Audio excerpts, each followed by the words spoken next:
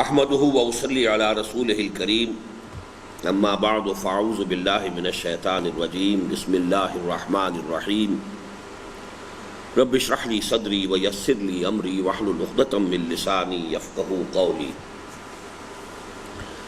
یہ ایک خطبہ ہے یوم اقبال کی تقریب میں آج سے 22 برس قبل میں نے دیا تھا، نہیں آج سے 10 سال قبل۔ یوں سمجھیے کہ علامہ اقبال پر میں نے پہلی تقریر جو کی تھی وہ تھی 20 برس قبل سن 74 میں ایچ.ایس.این کالج میں نے تقریر کی تھی۔ وہ تو اس کتاب میں سب سے پہلے نمبر پر شامل ہے۔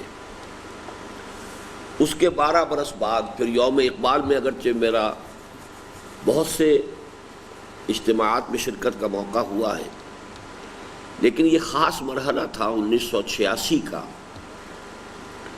اس میں ایک طویل عرصے کی جلا وطنی کے بعد بے نظیر جب واپس آئی تھی پاکستان میں، تو اس سے ایک دم فضا میں بڑی ہلچل پیدا ہوئی تھی، بہت بڑا استقبال ہوا تھا اس کا، اور بہت سے لوگوں کے جو ہے کان کھڑے ہوئے تھے کہ شاید ملک کے اندر کوئی بہت بڑی تبدیلی آنے والی ہے۔ تو اس وقت معمول سے ہٹ کر یوم اقبال کا جو جلسہ ہوا اس میں خاص طور پر مجھے خطاب کی دعوت بھی دی گئی، گویا کہ مین سپیکر میں تھا۔ دوسرے یہ کہ چونکہ عام طور پر تو وہاں پر بہت سے سپیکرز ہوتے ہیں اور عام سیاسی گفتگو ہوتی ہے، کوئی موضوع نہیں ہوتا، لیکن اس سال باضابطہ ایک معین موضوع بھی دیا گیا۔ اس پر پھر میں نے اپنے خیالات کو مرتب کر کے تحریری خطبہ وہاں پیش کیا تھا، جس کا کہ اس وقت ہم مطالعہ کر رہے ہیں۔ یہ گویا کہ علامہ اقبال کے ساتھ جو میرا ذہنی ربط اور تعلق ہے، اگر اس کی کوئی تاریخ مرتب کرنا چاہے تو 1974 میں نے جو باتیں کہیں، پھر 1986 میں جو باتیں کہیں، اور پھر سب سے ریسنٹ وہ ہے جو آپ پڑھ چکے ہیں، جو بر عظیم پاک و ہند میں اسلام کے انقلابی فکر کی تجدید و تعمیل کا جو پہلا حصہ ہے۔ وہ چونکہ تقریباً 2-3 سال پرانی بات ہے جبکہ میں نے یہ مضامین لکھے تھے نوائے وقت میں، تو اس طریقے سے ایک اس کے درمیان جو ہے تاریخی ربط قائم کیا جا سکتا ہے۔ اور اس خطبے میں پہلی مرتبہ میں نے کچھ ایسی باتیں کہی ہیں کہ جو علامہ اقبال کے خطبات کے صرف 2 الفاظ کے حوالے سے ان پر غور کرنے سے مجھ پر منکشف ہوئی۔ علامہ اقبال نے فرمایا کہ یہ جو موجودہ مغربی تہذیب ہے، اس کے 2 اسپیکٹس ہیں۔ ایک اس کا ظاہری اور خارجی خول ہے، جس کے لیے انہوں نے لفظ استعمال کیا ڈیزلنگ ایکسٹیریئر۔ یہ ڈیزلنگ ایکسٹیریئر کہ جو نگاہوں کو چکا چوند کر دینے والا ہے اور انسانوں کو مبہوت کر دینے والا ہے، اصل میں وہی مبہوتیت تھی جس کے بنا پر سر سید احمد خان نے وہ جو بھی نیا علم کلام جو ہے سائنٹیفک ترتیب دینے کی کوشش کی تھی، اور وہی مروبیت ہے کہ جو اب بھی ہمارے ایک بہت بڑے طبقے کے اندر موجود ہے، وہ ڈیزلنگ ایکسٹیریئر ہے۔ دوسرا لفظ انہوں نے استعمال کیا دی انر کور۔ اس تہذیب کا ایک انر کور ہے، داخلی یا اندرونی جو ہے، اصل جو اس کا ایسنس ہے۔ کور کے لیے کیا اور لفظ لایا جائے اردو میں میری سمجھ میں نہیں آ رہا اس وقت۔ جی خول تو ایکسٹیریئر ہوا نا، کور تو کسی چیز کا اندر کا گودا ہوتا ہے، جیسے سرکنڈا ہے تو اس کے اندر گودا جو ہے وہ ہے جو بہت ہی یعنی نرم و نازک شے ہوتی ہے، اوپر اس کے جو کورنگ ہے وہ خول ہے۔ تو ڈیزلنگ ایکسٹیریئر، بلکہ جو میں آپ کو کئی مرتبہ وہ جملہ سنا چکا ہوں یعنی اپنشدس کا کہ man in his ignorance identifies himself with the material sheaths which encompass his real self. تو ایک تو ریئل سیلف ہے، وہ انر کور ہے انسان کی، داخلی شخصیت اس کی جو ہے اصل انر کور، اور ایک اس کے گرد جو مادی غلاف چڑھ گئے ہیں۔ اسی طریقے سے اس تہذیب کا بھی ایک انر کور ہے اور ایک اس کا ایکسٹیریئر ہے۔ یہ ایکسٹیریئر بہت ڈیزلنگ ہے۔ انر کور کے بارے میں اقبال نے بہت ہی جرأت اور ہمت کا ثبوت دیتے ہوئے یہ الفاظ کہے کہ وہ خالص قرآنی ہے۔ اب یہ بظاہر احوال بہت ایک عجیب سی بات ہے کہ موجودہ مغربی تہذیب کا انر کور قرآنی ہے، اس پر بڑے غور و فکر کی ضرورت ہے، اور اس میں گویا کہ اسی کا تجزیہ کر کے میں نے بتانے کی کوشش کی ہے۔ اور اس میں یہ بھی میں پہلے ہی عرض کر دوں کہ مجھے ایک اشکال رہتا تھا ایک حدیث کے بارے میں۔ یہ حدیث جو ہے مسلم شریف میں آئی ہے، حضرت عمر بن الخطاب رضی اللہ تعالی عنہ سے مروی ہے کہ حضور نے فرمایا ان اللہ یرفع بہذا الکتاب اقواما ویضع بہ آخرین۔ یہ حدیث تو آپ لوگوں کو یاد ہو چکی ہوگی اب تک یا نہیں؟ کتنے حضرات کو یاد ہوئی؟ نہیں یاد ہوئی؟ وہ یاد ہو گئی خیرکم من تعلم القرآن وعلمہ، یاد ہو گئی؟ یہ بھی یاد کیجئے، میں لکھ دیتا ہوں آپ کو۔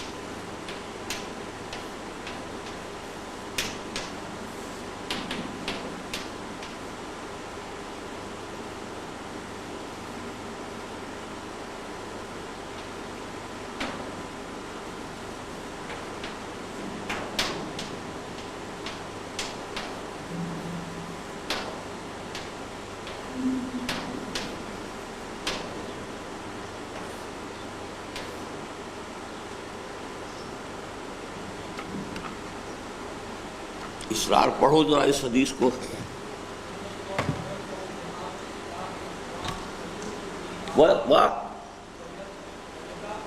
یضع، کیا ترجمہ ہوگا اس کا؟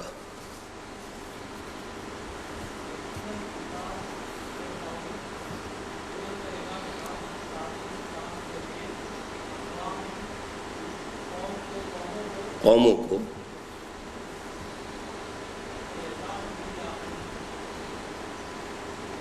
اس کے ہے نہیں، یہ ضاع یضیع سے نہیں ہے، وضع یضع، وقع یقع، اسی سے تواضع لفظ بنا ہے۔ تواضع کسی کہتے ہیں؟ وضع مادہ ہے، اس سے تواضع اردو میں استعمال ہوتا ہے، اور عربی میں ایک لفظ آتا ہے وزیر، یہ کسی کمینے انسان کو کہتے ہیں۔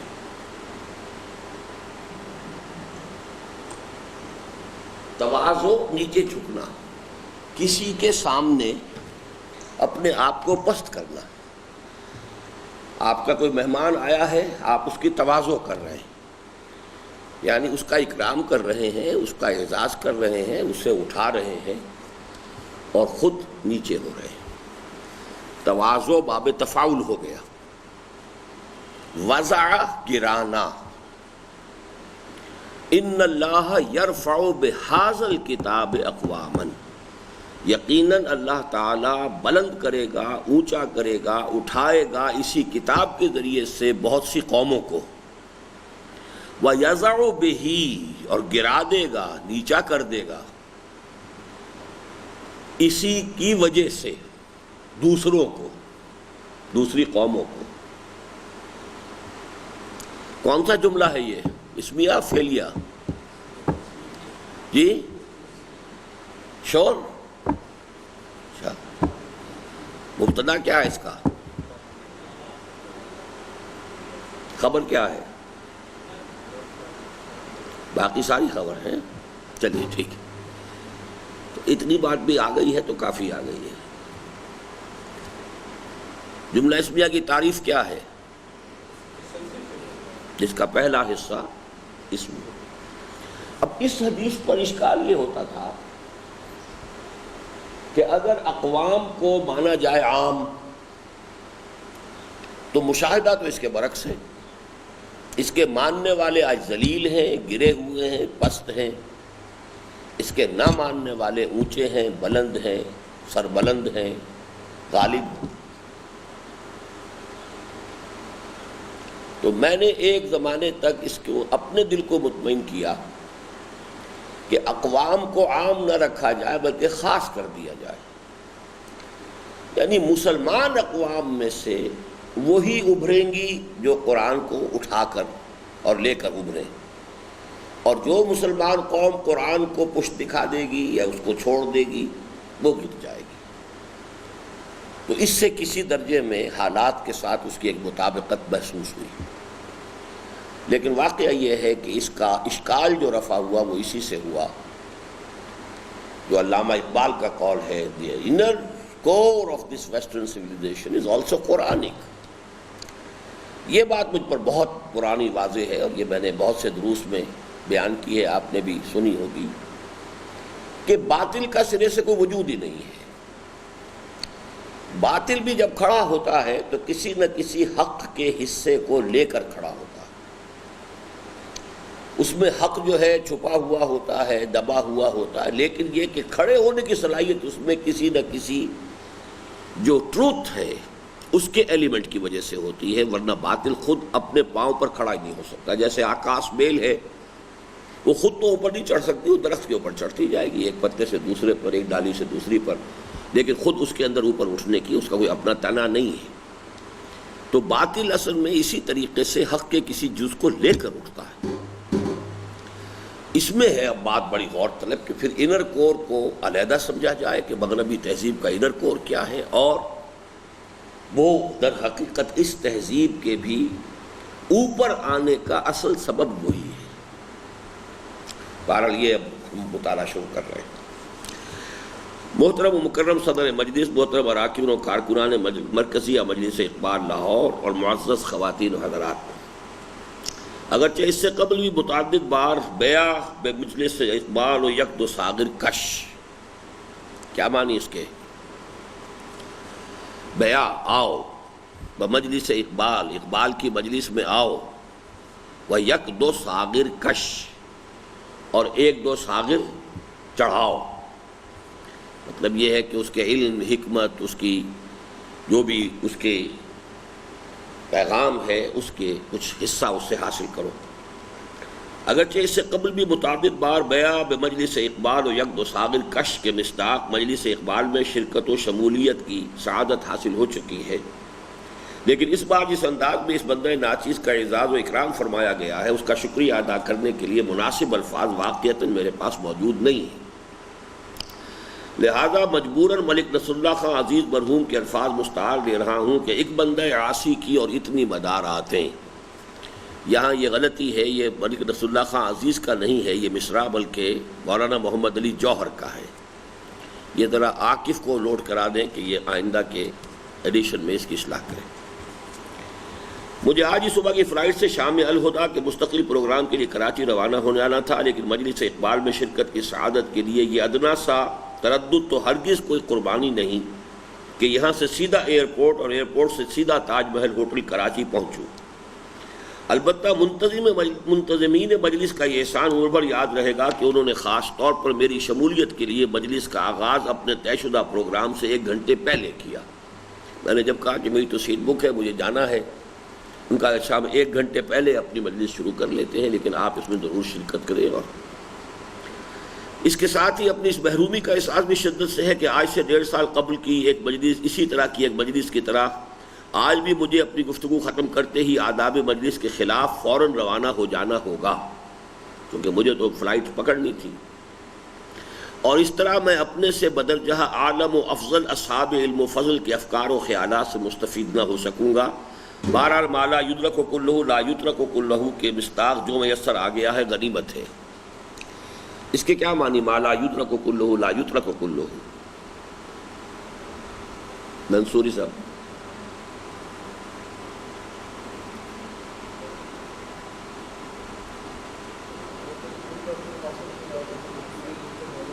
جی.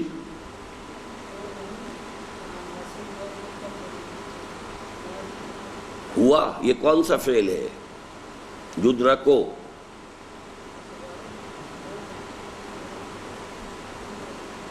مضارع معروف ہے مجہول ہے؟ مجہول ہوگا. تو جو حاصل نہ کیا جا سکے کلہ کل کا کل، لا یترو کو نہیں چھوڑ دیا جاتا، یہ پھر مضارع مجہول ہے. کلہ کل کا کل، یعنی اگر کوئی شے کل مل نہیں سکتی تو کل کو چھوڑنا نہیں چاہیے، بلکہ جو مل سکے وہ تو لو. ایک تو یہ ہے کہ ایک شے اگر آپ بتمام و کمال حاصل نہیں کر سکتے تو چھوڑو، تو دوا کرو، اس سے بالکل کوئی تعلق نہ رکھو. ایک یہ ہے کہ بھائی جو بھی کچھ اس میں سے حاصل کیا جا سکے وہ تو حاصل کر لو، پورا نہ صحیح تو کم صحیح. ما لا یدرک کلہ لا یترک کلہ، ایسا نہیں ہوتا کہ جو شے کل کی کل حاصل نہ کی جا سکے اسے کل کے کل کو چھوڑ دیا جائے، بلکہ یہ ہے یعنی جس کو ہم کہتے ہیں آل اور نن، یا تو ہو تو سب ہو، نہیں تو زیرو. یہ جو ہے یہ فزیولوجی میں یہ ایک لا ہے، اور اس کا بھی میرے دروس میں بہت دفعہ حوالہ آیا آل اور نن. اس لیے کہ مسکولر جو کنٹریکشن ہوتی ہے، مسکولر فائبر جو ہے، اس کا اصول یہ ہے کہ وہ کنٹریکٹ کرتا ہے تو پورا کرتا ہے، ایسا نہیں ہو سکتا کہ ادھورا کرے. یا بالکل سٹیمولس جو ہے اتنا کمزور ہے کہ وہ کنٹریکٹ کرے گا ہی نہیں، جب کرے گا تو پورا کرے گا. یہ نہیں کہ اگر ہلکا سٹیمولس ہے تو ہلکا کنٹریکشن ہو، زیادہ اسٹرانگ سٹیمولس آ گیا زیادہ اسٹرانگ کنٹریکشن ہو، بلکہ وہ آل اور نن لا ہے وہاں. لیکن یہاں اس آل اور نن لا کے خلاف ہے کہ اگر کوئی شے کل نہ مل سکے تو جتنی مل سکے وہ تو غنیمت ہے. بہت سے حضرات یقیناً اس پر حیران ہوں گے کہ میں اپنی روایت کے اکثر خلاف آج اپنے خیالات تحریری صورت میں پیش کر رہا ہوں. اس کی وجہ یہ ہے کہ عام معمول سے ہٹ کر اس بار مجلس اقبال کے لیے بھی ایک موضوع تجویز کر دیا گیا ہے، یعنی فکر اقبال کی روشنی میں حالات حاضرہ اور ہماری قومی ذمہ داریاں. اور یہ موضوع اول تو خطیبانہ جوش سے زیادہ سنجیدہ غور و فکر کا متقاضی ہے. ثانیاً اس کا اندیشہ ہے کہ زبانی گفتگو کی روا روی میں اس کا کوئی اہم گوشہ تش نہ رہ جائے. پھر ایک خواہش یہ بھی ہے کہ یہ باتیں جد از جد وسیع پیمانے پر لوگوں کے سامنے لائی جائیں اور من و عن شائع ہوں. لہذا نون والقلم وما یسطرون کے مطابق ذہن و لسان کے مابین قلم کو زبان کی شیرازہ بندی کے ذریعے کے طور پر استعمال کر رہا ہوں. یہ جملہ آپ مجھے سمجھائیں گے؟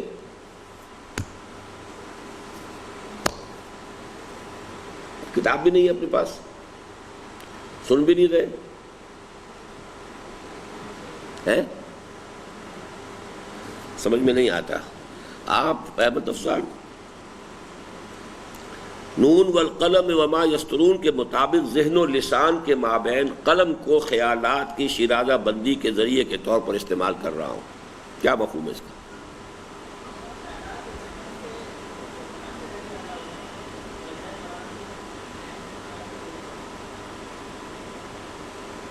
بجائے نہیں، درمیان میں. یعنی یہ کہ ایک شکل تو یہ ہوتی کہ ذہن سے براہ راست زبان پر آتے ہیں، یہ خطیبانہ انداز ہوتا ہے. ایک ایک ذہن نے پہلے قلم کو حکم دیا، قلم نے لکھ لیا، اب زبان اس قلم سے لکھے ہوئے کو پڑھ رہی ہے. تو گویا کہ ذہن اور زبان کے درمیان آ گیا قلم. اور قلم کے ذہن اور زبان کے درمیان آنے کا فائدہ کیا ہے کہ شیرازہ بندی جو ہے اس کی، انگریزی میں کیا کہتے ہیں آپ مضمون نویسی کو؟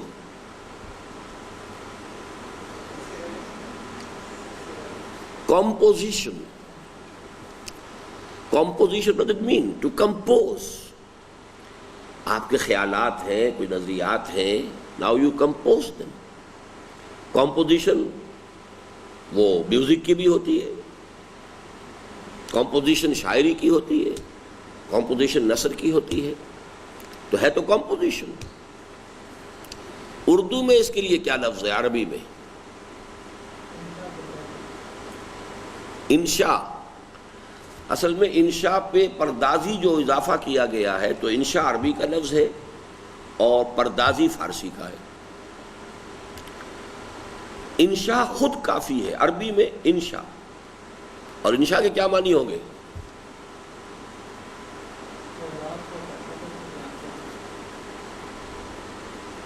مادہ کیا ہے اس کا ہے جی؟ نشأنا یہ مادہ ہو گیا. 4-5 حروف بول دیا آپ نے. مادہ تو صرف ہی ہوتا ہے.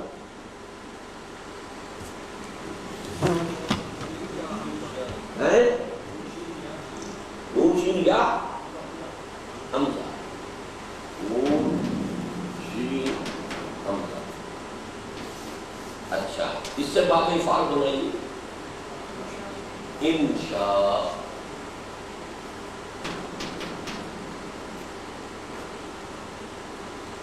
اور نشأ کے معنی کیا ہے؟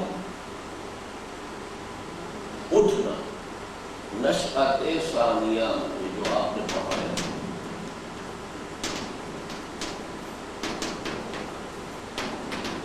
دوسری مرتبہ اٹھنا.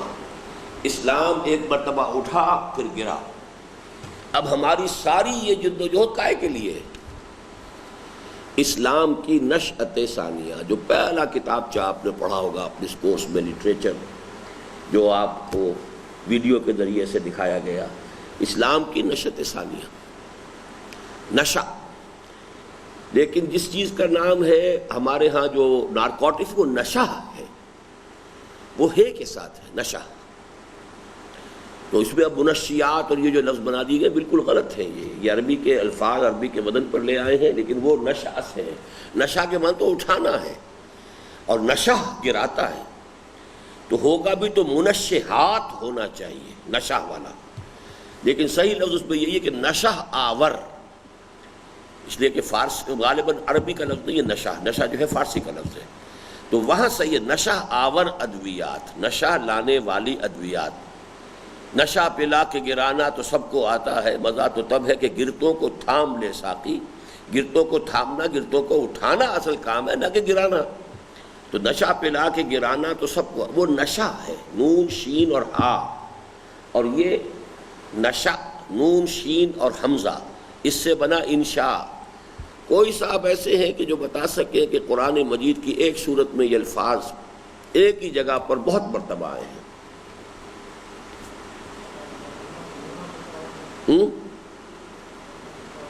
جی سورت کا نام بتائیں نا. آپ کیا آیت پڑھ رہے ہیں؟ تشاؤ تو لفظی اور نشہ سے کیا ہو گیا ہوتا؟ وہ شاء ہے چاہنا.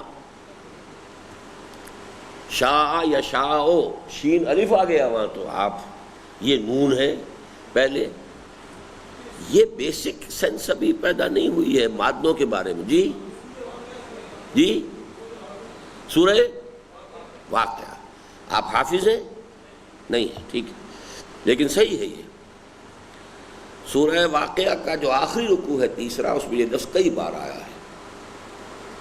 وَلَقَدْ عَلِمْتُمُ النَّشْأَةَ الْأُولَىٰ فَلَوْلَا تَذَكَّرُونَ.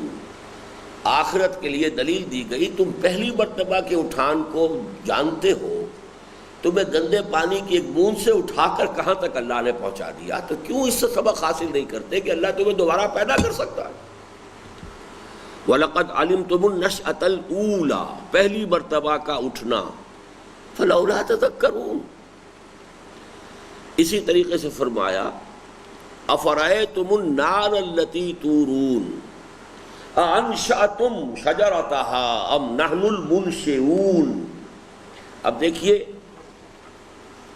انشاء سے فاعل کیا بنا؟ منشی. یہ جو منشی کا لفظ ہے جو آج ہمارے ہاں بڑا ہلکا سا بن گیا ہے، کسی زمانے میں یہ بہت قیمتی لفظ تھا. جیسے مولوی، مولوی بڑے ادب کا لفظ ہوتا تھا. مثنوی، مولوی، معنوی، مولوی بہت اونچا لفظ ہوتا تھا، اب اسے کہاں گرا دیا؟ منشی، جو بہترین انشاء پرداز ہو، جو بہترین اپنے خیالات کو اٹھائے اور پھر اس کا تانا بانا بنے اور پھر اس کو منتقل کر سکے، کمپوز کر سکے، منشی۔ تو منشی کے معنی یہ تھے۔ چلیے عنوان میں اختیار کردہ ترتیب سے ذرا ہٹ کر میں پہلے حالات حاضرہ کے ضمن میں اپنا مشاہدہ اور تجزیہ پیش کرنے کی اجازت چاہتا ہوں۔ اب اس میں سے آپ میں سے کچھ تو بہت ہی نابالغ ہوں گے اس وقت، آج سے ظاہر بات ہے کہ 10 سال پرانی بات ہے یہ، لیکن کچھ اگر ذہن میں دھندلا سا نقشہ کچھ لوگوں کی ہو تو ذہن میں لائیں پاکستان کے کیا حالات تھے۔ آج ہر شخص یہ محسوس کر رہا ہے کہ ہم نے معمار پاکستان قائد اعظم محمد علی جناح مرحوم کے اس اندیشے کے عین مطابق جو ان کے اس تاریخی جملے میں سامنے آتا ہے، God has given us a golden opportunity to prove our worth as architects of a new nation.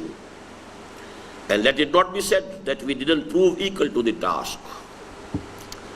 اللہ نے ہمیں ایک بڑا سنہری موقع دیا ہے کہ ہم ایک نئی قوم کی تعمیر کے ضمن میں اپنی صلاحیتوں کا لوہا منوائیں کہ واقعتاً ایک نئے ملک، نئی قوم کی تعمیر کی بڑی صلاحیت اس قوم کے اندر موجود تھی۔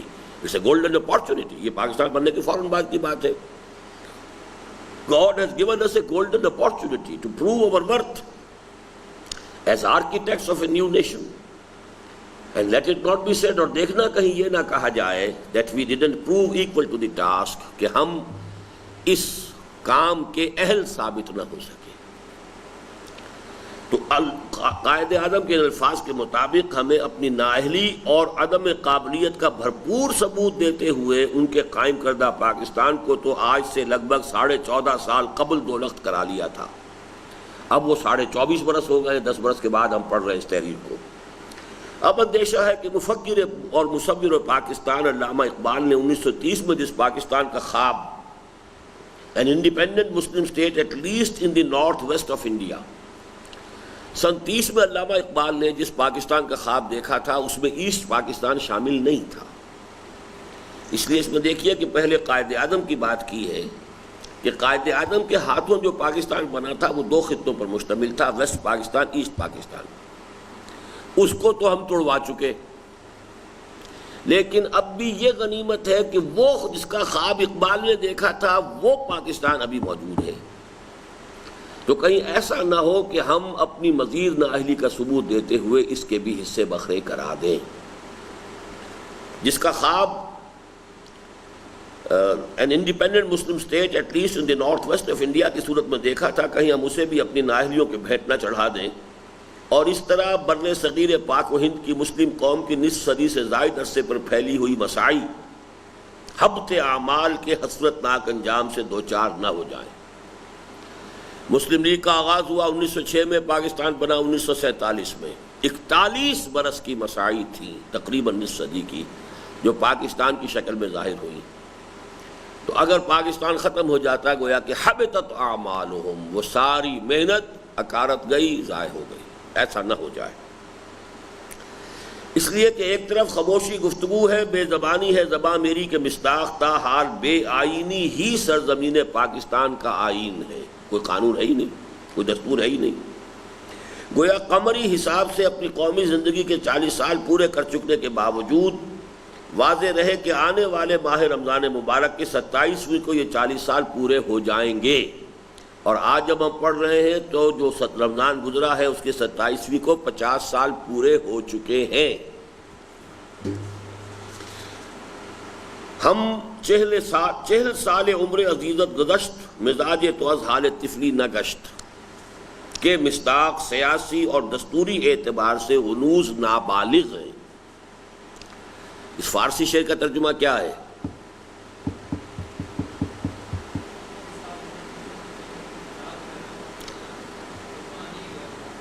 ایک ایک لفظ کا ترجمہ کرو۔ 40 سال،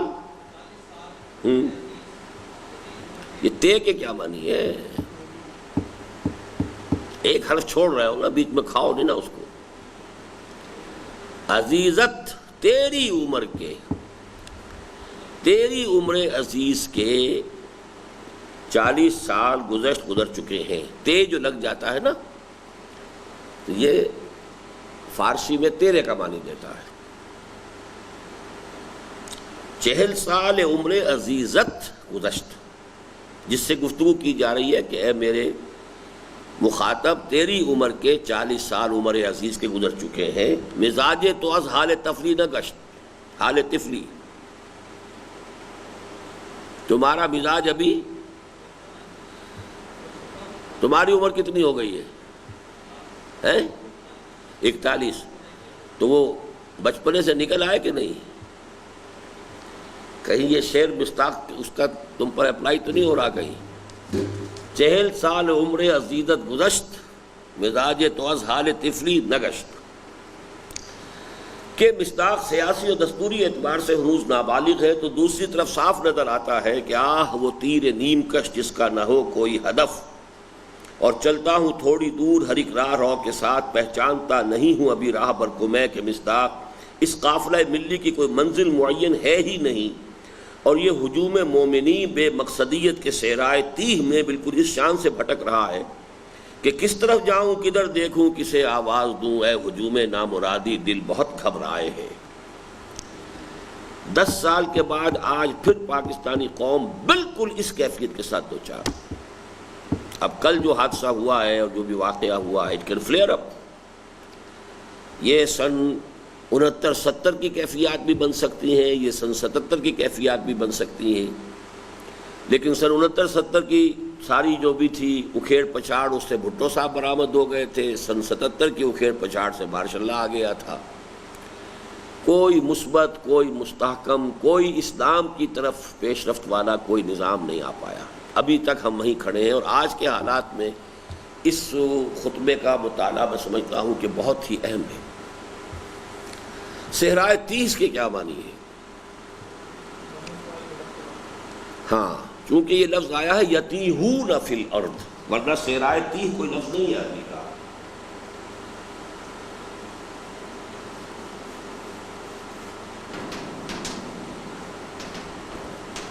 جب یہ 40 برس جو ہے زمین میں بھٹکتے تھے، تو اس سے پھر ایک یہ ترکیب بن گئی صحرائے تیہ،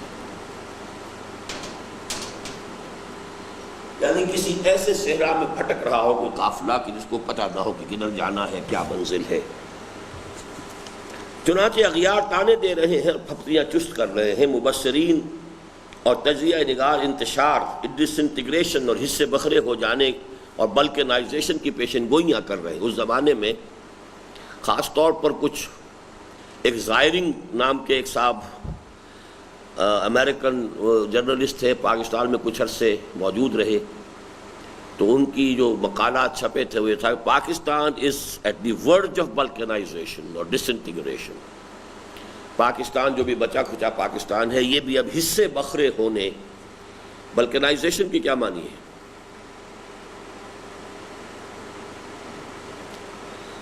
جنرل معلومات کا بھی بہت ہی لو لیول ہے جی، کہ کہاں سے بنا لفظ یہ جی؟ بلک سے بلک کے معنی تو ہوتا ہے جمع ہو جانا، بلک۔ بلکان کسے کہتے ہیں؟ بلقان ایک علاقہ ہے مشرقی یورپ کا، جنوب مشرقی یورپ کا، جس میں چھوٹی چھوٹی ریاستیں ہیں۔ انہی میں تو یہ سارا یہ کیا ہوا، بوسنیا ہرسگووینا کیا ہے یہ ساری ریاستیں ہیں۔ ایک زمانے میں مارشل ٹیٹو نے ان سب کو جمع کر کے یوگوسلاویا ایک بہت بڑا ملک بنا دیا تھا، ورنہ یہ چھوٹے چھوٹے ملک تھے۔ ہمیشہ سے ان کو بلکنائزیشن، یعنی جہاں کہیں بھی کوئی بڑا ملک منقسم ہو جائے چھوٹے چھوٹے ٹکڑوں میں، اس کے لیے اب یہ لفظ بن گیا۔ جیسے صحرائے تیہ سے یتیہون کے قرآن مجید کے لفظ سے صحرائے تیہ بن گیا، اسی طرح بلقان، ریاست ہائے بلقان، تو بلقان کی ریاستیں جو ہیں وہ بلکنائزیشن وہاں سے لفظ بن گیا، یعنی بلقان کی طرح ہو جانا کہ چھوٹی ریاستوں میں۔ جیسے ہندوستان، جب یہ ہم پڑھ چکے ہیں یہ چیزیں کہ ہندوستان میں مغلوں کی حکومت جو ہے وہ کتنے عرصے رہی کل کہنے کو؟ 300 برس، 325 برس۔ 1526 میں آئے اور 1857 میں ختم ہوا۔ لیکن اس میں سے 150 برس تھے کہ جو واقعتاً جسے کہا جائے کہ سلطنت تھی اورنگزیب عالمگیر تک. اس کے بعد بلکنائزیشن شروع ہو گئی. اب یہ چھوٹی سی ریاست وہاں پر خود مختار ہو گئی، چھوٹی سی ریاست وہاں خود مختار ہو گئی، وہاں کا علاقہ کوئی اور ہو گیا، یہاں کا علاقہ کوئی اور ہو گیا. اسی لیے جب انگریز آیا تو اسے کوئی دقت ہی نہیں ہوئی، ایک کے خلاف دوسرے کی مدد کی. میسور اور نظام حیدرآباد دکن نے انگریز کا ساتھ دیا، اس کو بہت بڑی ریاست دے دی، باقی ساری ریاستوں کو اس کی مدد سے شکست دی. یہ کام انہیں آسان. اگر ایک یونائٹڈ کہیں اگر اکبر کے زمانے میں یا شاہ جہاں کے زمانے میں یا اورنگزیب کے زمانے میں انگریز آیا ہوتا تو اسے پتہ چلتا کہ ہندوستان کس شے کا نام ہے، کہ ایک کا طاقت ہے. لیکن وہ تو اس وقت آیا کہ جب کہ بلکنائزیشن شروع ہو چکی تھی، چھوٹی چھوٹی ریاستیں تھیں. تو یہ بلکنائزیشن، اب میں تو آپ کو جنرل نالج بھی مجھے پڑھانا پڑتا ہے نا، کی پیشن گوئیاں کر رہے ہیں اور دشمن گھات میں ہے کہ کب آخری ضرب لگانے کا بہترین موقع ہاتھ آئے اور خوش درخشید ولے شعلہ مستعجل بود کے مصداق عصر حاضر کی تاریخ کا ایک درخشاں باب ختم کر دیا جائے. اس جملے کو سمجھائیں، یہ فارسی کیا آ گئی اس میں؟ خوش درخشید ولے شعلہ مستعجل بود. ایک ہوتی ہے آگ جو سلگ رہی ہو، ایک ہے شعلہ بھڑکا اور بجھ گیا. تو خوش درخشید خوب چمکا تھا، لیکن شعلہ مستعجل بود وہ اس شعلے کے مانند ہوا کہ جو بہت جلدی ہی بجھ بھی جاتا ہے. یہی لفظ ہے جو میں نے بہت اہمیت کے ساتھ، وہ جو میری کتاب ہے تحریک جماعت اسلامی، اس کا جو حصہ اول ہے کہ جماعت اسلامی کی تحریک کتنی عظیم تحریک تھی، اس کے یہ اصول تھے، یہ مبادی تھے. لیکن خوش درخشید ولے شعلہ مستعجل بود، وہ تحریک جو ہے پھر پاکستان میں آ کر 2 سال کے بعد وہ تحریک دم توڑ گئی. اب ایک پولیٹیکل موومنٹ ہے جو چل رہی ہے. تو خوش درخشید کسی شے کے بارے میں جب آپ کہنا چاہیں کہ وہ چمکی تو خوب تھی، ابھری تو خوب تھی، ابتدا تو اچھی تھی، اس میں کوئی شک نہیں، لیکن وہ ایک شعلے کے مانند بھڑک کر جلد ہی ختم ہو گئی. خوش درخشید ولے شعلہ مستعجل بود. کیسے پڑھیں گے اسے منصوری صاحب؟ خود خوش درخشید، ہاں، ولے کے معنی لیکن. مستعجل یہاں خالص عربی کا لفظ ہے، شعلہ بھی عربی کا لفظ ہے. یعنی چونکہ یہ جو پرشین ہے یہ اس کی بہت بڑی ووکیبلری عربی کی ہے، لیکن یہ کہ ریسنٹلی پرشین کو پرشینائز کیا گیا ہے کہ اس میں سے عربی کے الفاظ اب نکالے گئے ہیں. جب سے ایرانین نیشنلزم کا دور شروع ہوا ہے، جیسے ہندوستان میں ایک نئی بھاشا بنائی گئی ہے کہ اردو کے الفاظ جو ہندی میں بہت زیادہ گھس گئے تھے، اردو کے، عربی کے، ان کو نکال کر اب ان کی ایک علیحدہ بھاشا بن چکی ہے. وہ انہوں نے ان 50 سالوں میں نئی بھاشا بنائی ہے اور بنا کر اسے اتنا رائج کر دیا ہے کہ وہاں کے مسلمان اتنے عمدہ بولتے ہیں کہ میں حیران ہو جاتا ہوں. کبھی کبھی BBC کا جو انڈین پروگرام آتا ہے ہندی کا، وہ میں سنتا ہوں تو میں حیران رہ جاتا ہوں کہ یہ مسلمان اناؤنسر ہے جو بول رہا ہے. اسی طریقے سے ایرانیوں نے بھی اپنی زبان میں سے عربی کے الفاظ کو نکالا ہے. تو یہ نئی ایرانی عربی کچھ مختلف ہو گئی ہے اس فارسی، نئی ایرانی فارسی جو پرانی فارسی تھی، اور وہ پرانی فارسی آج بھی افغانستان میں موجود ہے. تو جو شیخ سعدی کی فارسی تھی وہ اب ایران میں نہیں ہے، وہ بدل چکی ہے. حافظ کی، شیخ سعدی کی، البتہ یہ کہ اس کے سمجھنے والے زیادہ جو ہیں وہ اب افغانستان میں ہیں. مستعجل کیا لفظ ہے، کیا کلمہ ہے مستعجل؟ نصیر صاحب اس میں فاعل ہے، کس سے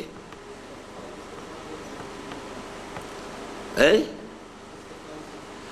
مادہ کیا ہے؟ عین جیم نام، جس سے کہ اجرت کا لفظ بنتا ہے. اجرت سے باب استفعال استعجال. قرآن مجید میں بار بار آیا یستعجلون بالسیئۃ قبل الحسنہ، یہ بھلائی سے پہلے برائی کی جلدی کر رہے ہیں. یعنی جب کہتے تھے کفار مکہ لے آؤ عذاب، ہم تنگ آ گئے سن کر تمہاری عذاب کی دھمکیاں، کان پک گئے ہمارے، لے آؤ عذاب، تو اس پر جواب آتا تھا یستعجلون بالسیئۃ قبل الحسنہ. ان کا کیا حال ہے کہ یہ بھلائی سے پہلے برائی کی جلدی مچا رہے. استعجال گویا نظر بظاہر. اچھا، یہ عصر حاضر کی تاریخ کا ایک درخشاں باب ختم کر دیا جائے، یعنی پاکستان کا وجود میں آنا، اس میں قرارداد مقاصد کا پاس ہونا، یہ اس کا جو ایک شعلے کے مانند بھڑکا تھا اسلام کا ایک معاملہ، اس کو بالکل ختم کر دیا جائے۔ گویا نظر بظاہر یوں محسوس ہوتا ہے کہ اس کی بربادی پہ آج آمادہ ہے وہ کارساز جس نے اس کا نام رکھا تھا جہان کاف و نون۔ یہ کاف و نون کیا بلا ہے جی؟ کن۔ اللہ تعالیٰ نے اس کائنات کو کاف و نون یعنی کن سے پیدا کیا ہے۔ تو یہ شیطان کے الفاظ ہیں اصل میں علامہ اقبال کے کلام میں، کہ جس اللہ نے اس کائنات کو کن سے پیدا کیا تھا، معلوم ہوتا ہے کہ وہ اب اس کو برباد کرنے پر بھی اس کا فیصلہ ہو گیا، تل گیا ہے۔ پاکستان کی فضا پر متذکرہ بالا عمومی تشویش اور بددلی و مایوسی کے جو بادل چھائے ہوئے ہیں، ان کے درمیان سے جھانک کر واقعات کی دنیا میں حالات حاضرہ کے داخلی اور خارجی پہلوؤں کا مشاہدہ کیا جائے تو صورتحال کچھ یوں نظر آتی ہے۔ یعنی ایک تو عمومی تاثرات تھے جو اوپر بیان ہو گئے، اب ذرا کچھ فیکٹس اینڈ فگرز۔ ایک جانب سیاچین گلیشیئر ہمارے ہاتھ سے جا چکا ہے۔ کشمیر کی کنٹرول لائن آئے دن کی بھارتی جارحیت سے خون آلود ہوتی رہتی ہے۔ پھر کشمیر کے علاوہ ہماری حساس ترین سرحد سے ملک بھارتی پنجاب شدید خلفشار اور عدم استحکام کا شکار ہے۔ یہ صورت اس وقت بدل گئی ہے۔ اس وقت وہ خالصہ موومنٹ، سکھوں کی موومنٹ بہت تیزی کے ساتھ تھی، اور اس کے ضمن میں کوئی دن نہیں جاتا جب بھارتی زعماء میں سے کوئی نہ کوئی ہمیں مورد الزام نہ ٹھہراتا ہو۔ جو بھی کچھ چل رہی تھی سکھوں کی موومنٹ، اس کے بارے میں بھارتی حکومت یہی کہتی تھی یہ پاکستان شرارت کروا رہا ہے۔ نتیجتاً پاکستان سے بھارت کی پیدائشی دشمنی اور مستقل نفسیاتی اور واقعاتی آویزش پر مستعد یہ فوری اور شدید اندیشہ سر پر منڈلا رہا ہے کہ کسی بھی وقت اپنے اندرونی خلفشار کے باعث جھنجھلا کر بھارت کسی بڑی جارحیت کا ارتکاب نہ کر گزرے۔ یعنی تنگ آمد بجنگ آمد، یا جسے کہتے ہیں ہاٹ پرسوٹ، کہ سکھوں کو بہرحال یہاں تربیت دینے کے ہم نے کیمپ بنائے ہوئے تھے، تو اگر کسی بھی وقت بھارت جو ہے تنگ آمد بجنگ آمد اس کے حوالے سے کہ ہمارے وہ کیمپ وہاں بنے ہوئے ہیں ہمارے خلاف جہاں ٹریننگ ہوتی ہے، کو حملہ کر دے تو صورتحال پھر جو ہے سن 65 کی طرف لوٹ سکتی ہے۔ بہرحال وہ تو یہ کہ بھارت کا جو بھی یوں سمجھیے کہ استقلال جس مسلسل جد و جہد سے انہوں نے اس جو خالصہ سکھوں کی تحریک تھی اسے ختم کیا ہے، تو give the dual is due, دشمن کے اندر بھی اگر کوئی صلاحیت ہو تو اس کو ماننا چاہیے کہ ہاں صلاحیت ہے۔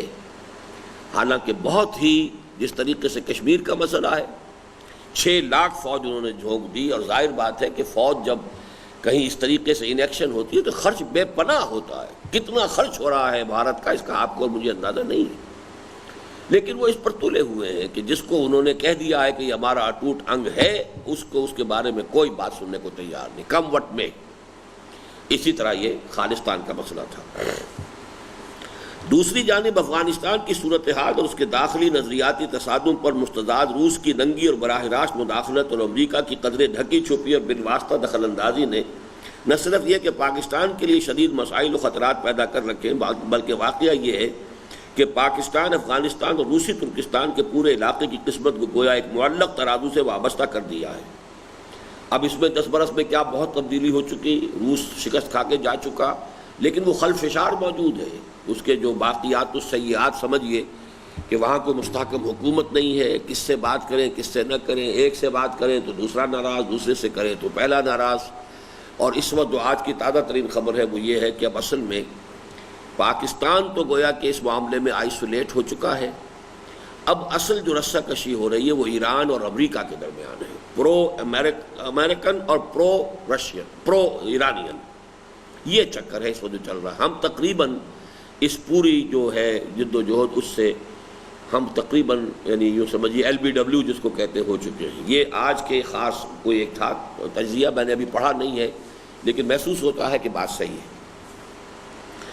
چنانچہ جہاں اس کی بھی امید ہے کہ ایک مرد درویش کے لگ بھگ 5 صدی قبل کے الفاظ کہ ایک ولولہ تازہ دیا میں نے دلوں کو لاہور سے تا خاک بخارا و سمرقند، یہ علامہ اقبال نے اپنے بارے میں کہا ہے، ایک ولولہ تازہ دیا میں نے دلوں کو لاہور سے تا خاک بخارا و سمرقند۔ یہ بہت معنی خیز لفظ ہے، لاہور سے پاکستان شروع ہو رہا ہے اور پھر بخارا اور سمرقند تک جانے کے لیے بیچ میں یہ افغانستان آ رہا ہے، اور افغانستان کا یہ علاقہ وہ ہے جو حضور کے زمانے میں خراسان تھا، اور بخارا اور سمرقند تک کا علاقہ بعض لوگ کہتے ہیں کہ اس خراسان میں شامل تھا۔ اور حدیث میں بھی چونکہ خراسان کا تذکرہ آیا ہے، اور اقبال نے جو فارسی کو ذریعہ بنایا ہے اپنے کلام میں، 2/3 اس کا کلام فارسی میں، صرف 1/3 اردو میں ہے۔ اس کا سبب بھی یہ ہے کہ اسے یہ جو سینٹرل ایشیا کی ریاستیں ان میں سے اکثر جگہ پر فارسی سمجھی جاتی ہے۔ ایران بہت بڑا ملک ہے، وہاں فارسی ہے، ادھر آذربائیجان تک فارسی ہے، تو یہ جو سینٹرل ایریا ہے ایشیا کا، اس میں چونکہ فارسی زبان جو ہے سب سے زیادہ سمجھی جاتی ہے، بولی جاتی ہے، اس لیے علامہ اقبال نے اس کو ذریعہ بنایا۔ تو یہ ایک مرد درویش کے لگ بھگ 5 صدی قبل کے الفاظ کے ایک ولولہ تازہ دیا میں نے دلوں کو، لاہور سے تا خاک بخارا اور سمرقند، حقیقت و واقعیت کا روپ دھار لے، اور یہ خطہ ایک وحدت کی صورت اختیار کر کے اسلام کی نشأت ثانیہ، اب یہ نشہ کا لفظ آج سمجھ میں آ گیا آپ کو، نشأت ثانیہ اور عالمی غلبے کا نقطہ آغاز بن جائے۔ وہاں یہ خطرہ بھی حقیقی اور واقعی ہے کہ سائبیریا کا برفانی ریچھ بحیرہ عرب کے گرم پانی میں غوطہ لگانے کے لیے آخری دوڑ کا آغاز کر دے، اور خاکم بدہن پاکستان بھی اس کی عریاں جارحیت کا نشانہ بن جائے۔ یہ سن 86 کی صورتحال ہے۔ سائبیریا کا برفانی ریچھ جو ہے اس کو ہمیشہ سے خواب دیکھتا رہا ہے، زار کے زمانے سے، کہ گرم پانیوں تک پہنچنے کے لیے افغانستان اور پھر بلوچستان یہ اس کے لیے قریب ترین راستہ بنتا ہے، تو اس بخارا اور سمرقند سے نیچے اترے اور براہ راست جو ہے گرم پانی تک پہنچ جائے، تو اس کا بھی امکان موجود ہے۔ یہ تو ہوا پاکستان کا اس وقت کا جو بیرونی صورتحال تھی اس کا نقشہ۔ داخلی محاذ پر پاکستان کی ماں اور معمار پاکستان اور مصور و مفکر پاکستان دونوں کی مشترک وراثت مسلم لیگ، جو ان دونوں کے منظر عام پر آنے سے قبل واقعتاً صرف نوابوں اور نوابزادوں اور وڈیروں اور جاگیرداروں کی جماعت تھی، البتہ سن 35 اور 47 کے درمیان ایک عوامی تحریک کی صورت اختیار کر گئی تھی۔ عرصہ ہوا کہ ہر چند کہیں کہ ہے نہیں ہے کہ مصداق کامل بن چکی ہے، اور حال ہی میں سرکاری اور درباری ذرائع سے اس کے تن مردہ میں جان ڈالنے کی جو کوشش ہوئی ہے، اور غیر جماعتی انتخابات میں اپنے ذاتی وسائل اور محض زمینداری یا سرمایہ داری کے بل پر کامیاب ہونے والوں کی پیشانی پر اس کا لیبل چسپاں کر کے اس کے نام سے فائدہ اٹھانے کی جو کوشش کی گئی ہے، کون نہیں جانتا کہ اس کا حاصل کچھ بھی نہیں، اور کم از کم عوام کی سطح پر اس کی نہ کوئی حقیقت ہے نہ حیثیت۔ اس کو آپ کچھ واضح کریں گے کہ یہ کیا صورت تھی، اس کے بین السطور کیا ہے؟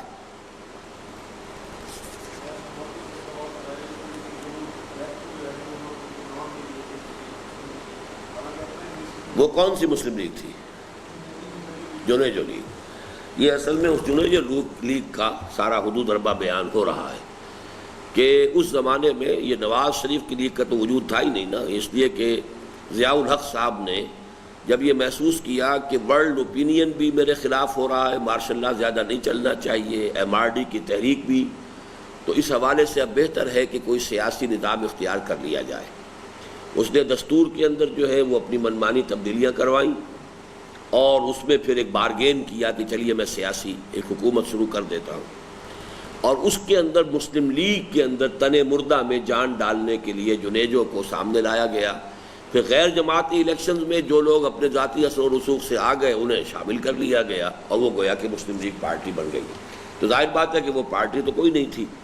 البتہ اس کے بعد سے ان 10 سالوں میں کیا فرق واقع ہو چکا ہے، جنیجو لیگ کی حیثیت ختم ہو چکی ہے ابھی باقی، لیکن اس کی کوئی عوامی حیثیت نہیں ہے، اگرچہ وہ زمیندار کچھ ہیں وہ جو اپنے جو بھی اثر و رسوخ سے آ سکتے ہیں، لیکن یہ کہ اس اثنا میں نواز شریف صاحب نے یقیناً، اس میں کوئی شک نہیں، جہاں دینی اعتبار سے میں ان پر شدید جو ہے تنقید کرتا ہوں اور بہت بڑا گناہ گار سمجھتا ہوں، بڑا مجرم سمجھتا ہوں دین کا، لیکن سیاسی اعتبار سے اس حقیقت کو ماننا چاہیے کہ اس شخص نے محنت کی ہے، مشقت کی ہے، مسلسل جو ہے کام کیا ہے اور تکلیفیں اٹھائی ہیں، اور مسلم لیگ کے نام سے بہرحال اب ایک فعال جماعت ملک میں موجود ہے، اور وہ اصل میں نواز شریف کی یہ بات ہے، یہ حقیقت ہے کہ جس کو تسلیم کیا جانا چاہیے۔ اس وقت کے حالات سے اب تک جو صورت تبدیلی آئی ہے وہ یہ ہے۔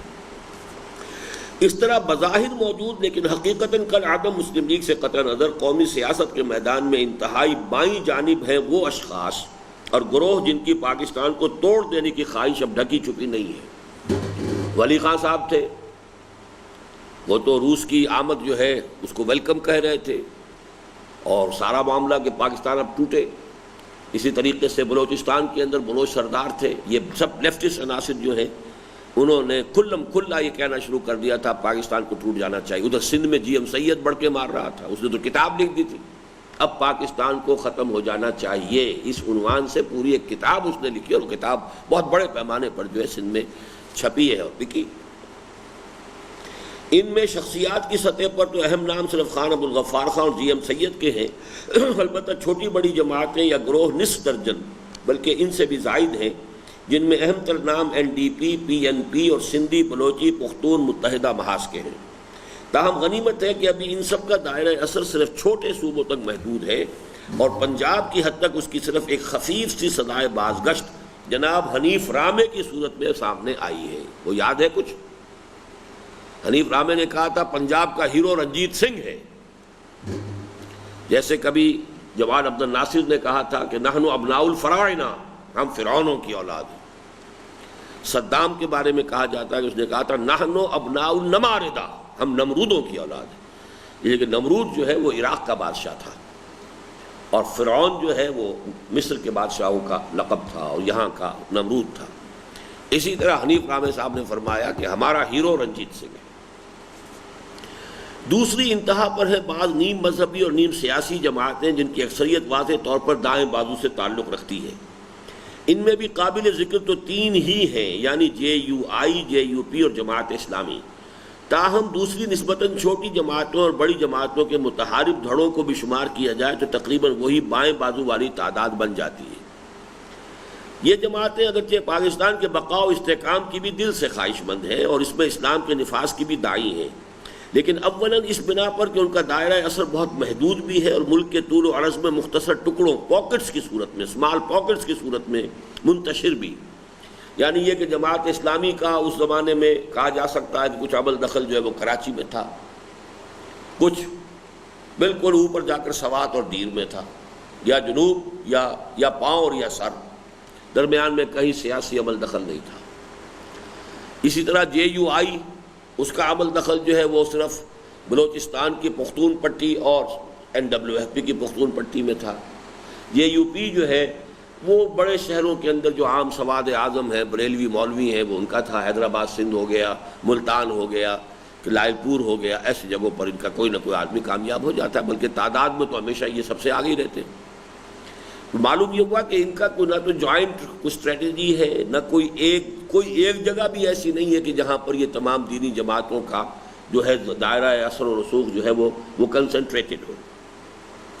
ثانیاً اس بنا پر کہ پاکستان اور اسلام دونوں کی محبت اور وفاداری کی عظیم قدر مشترک کے باوجود ان کی باہمی آویزش بلکہ چمکلش ضرب المثل کی صورت اختیار کر گئی ہے، اور وہ کوئی فیصلہ کن کردار ادا کرنے کی پوزیشن میں نظر نہیں آتی۔ ان دو انتہاؤں کے مابین واقعہ یہ ہے کہ قومی اور عوامی سیاست کا اصل دھارا سیکولر ڈیموکریسی یا سوشل ڈیموکریسی کے رخ پر بہہ رہا ہے۔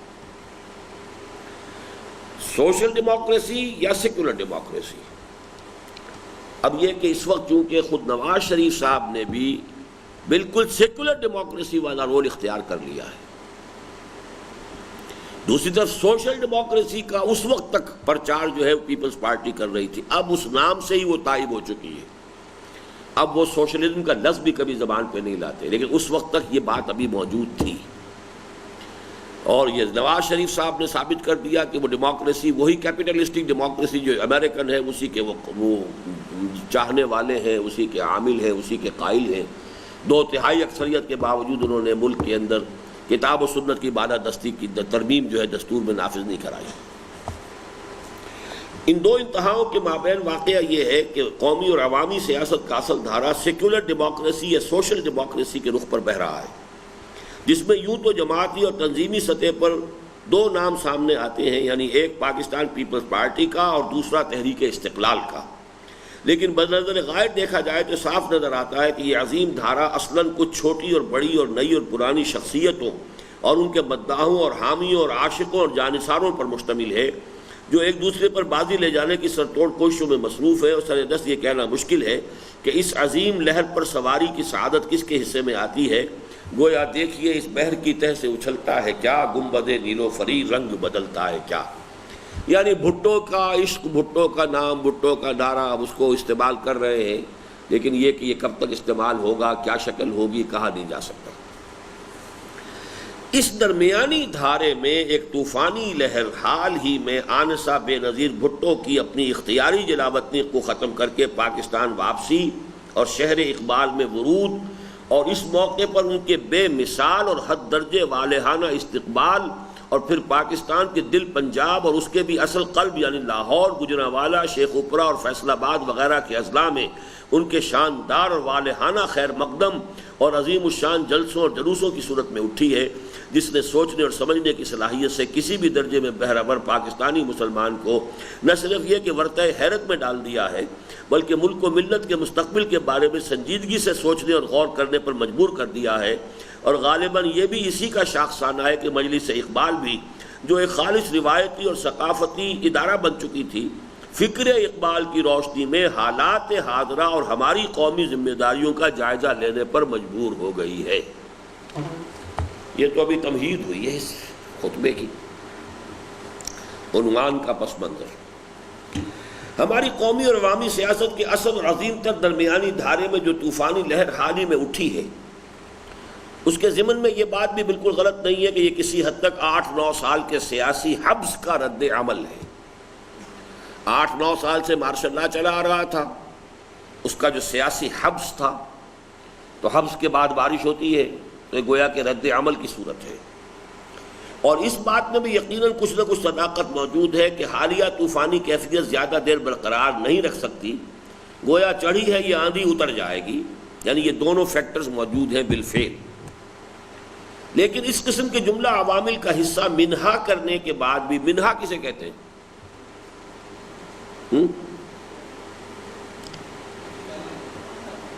کیا لفظ ہے یہ اصل میں؟ منہا، اس میں سے کچھ نکال دینا. منہا کرنا بھی ایک لفظ بن گیا ہے، حقیقت میں یہ من اور ہا سے بن کر بنا ہوا ہے. منہا کرنے کے بعد بھی اس حقیقت فنومینن کی اہمیت ہرگز کم نہیں ہوتی، اور اس امر کی شدید ضرورت ہے کہ اس کا حقیقت پسندانہ تجزیہ کیا جائے کہ اس کی اصل عوامل کیا ہے، اجزاء ترکیبی کیا ہیں، اور اس کے ضمن میں ملک و ملت کے مخلصوں اور بہی خواہوں کا طرز عمل کیا ہونا چاہیے. اس لیے کہ جہاں یہ اندیشہ موجود ہے کہ اس طوفانی لہر کے جوش کو ٹھنڈا پڑتے دیکھ کر اس پر سوار قائدین بے قابو ہو جائیں اور جھنجھلاہٹ میں کوئی غلط اقدام کر بیٹھے. جیسے کہ میرا تجزیہ یہ ہے کہ اس وقت کل جو واقعہ ہوا ہے وہ جماعت اسلامی کی انتہائی فرسٹریشن کا ایک مظہر ہے. سیاسی اعتبار سے ایل پی ڈبلیو ہو چکی، کوئی حیثیت نہیں رہی. اب اس کے کارکن تو ہیں، موجود ہیں، ان میں جوش ہے، خروش ہے.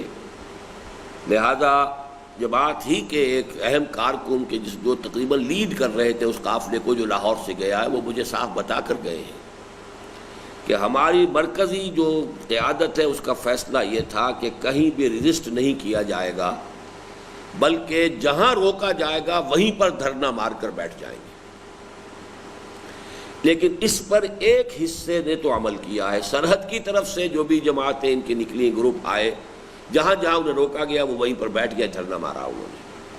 لیکن لاہور سے جانے والا قافلہ جو ہے اس نے اس صورتحال کو تسلیم کرنے سے انکار کر دیا. یعنی مرکزی حکم کچھ اور تھا، چھوٹے سے پیمانے پر وہی صوفی محمد خان صاحب والا معاملہ وہاں ہو گیا ہے. صوفی محمد خان نام ہے، کیا نام ہے؟ صوفی محمد صاحب. بس کہ یہاں فیصلہ یہ تھا کہ کوئی ریزسٹنس نہیں ہوگی، کسی بھی رکاوٹ کو نہیں توڑا جائے گا. لیکن ان کو اصل میں ابتدائی 2 کامیابیاں حاصل ہو گئیں. چناب کے پل پر بہت تھوڑی سی نفری تھی. یہ جلوس جب آ گیا کوئی 2، 2.5، 3 ہزار 4 ہزار کا، تو اس نفری سے جب اس کے لیڈروں نے بات کی تو ان کو دیکھ لو بھائی، ہمارا بھی کچھ نقصان ہوگا، تمہارا زیادہ ہوگا. وہ شرافت سے ہٹ گئے، چل جاؤ. یہی معاملہ کچھ ہو گیا جہلم پر بھی، بلکہ ایک جگہ پر تو انہوں نے باقاعدہ جو ہے انہوں نے آنسو گیس وغیرہ پھینکی، اور اس کے بعد پھر جب انہوں نے پر تول لیا کہ اب ہم مقابلے کے لیے تیار ہیں تو وہاں بھی نفری ان کی کم تھی، وہ پیچھے ہٹ گئے.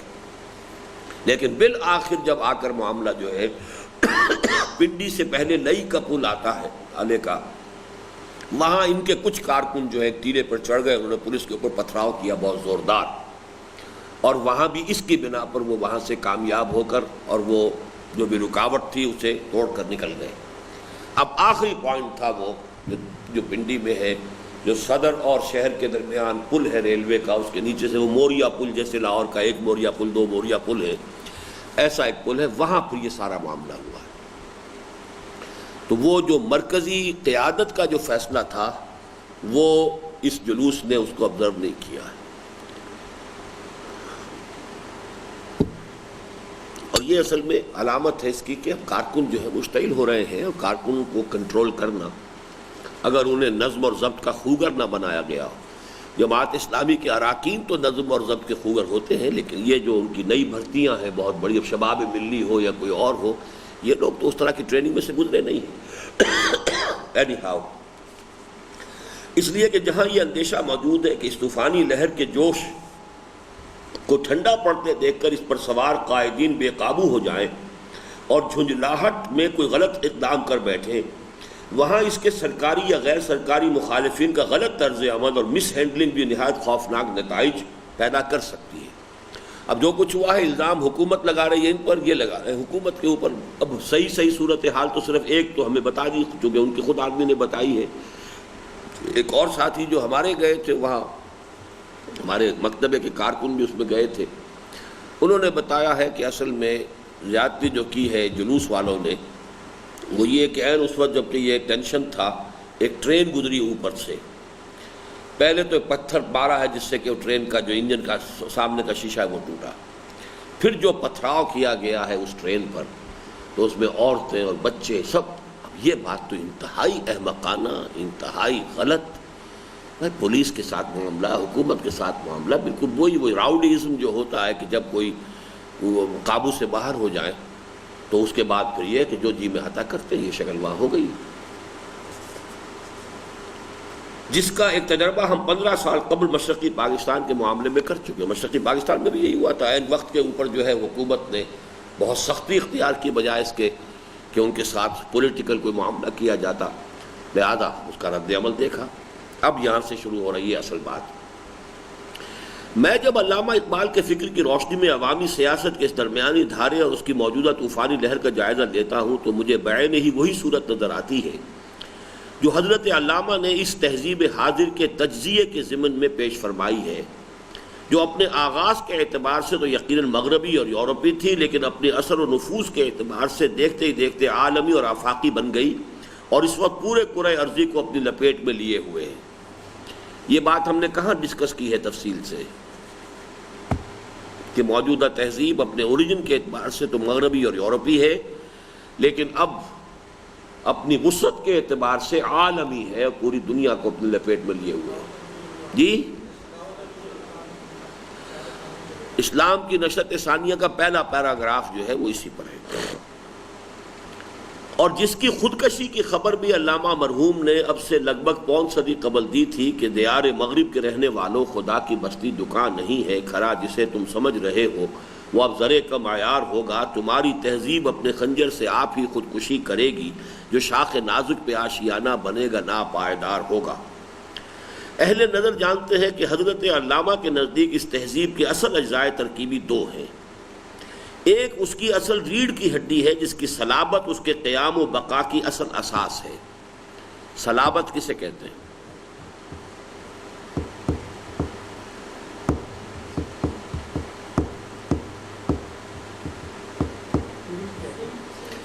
ریڑھ کی ہڈی صلب، بین صلب و ترائب، تو صلب چونکہ یہ جو ہے ریڑھ کی ہڈی، اسی سے انسان کا قد سیدھا ہے، اس میں ذرا سی گڑبڑ ہو جائے تو کبڑا ہو جائے گا۔ تو جو چیز کسی شے کو سیدھی کھڑی رکھ سکے وہ اس کے لیے صلابت کہلاتی، اس میں صلابت ہے، یعنی اس میں طاقت ہے کھڑے رہنے کی، اسٹریٹ کھڑے رہنے کی صلاحیت۔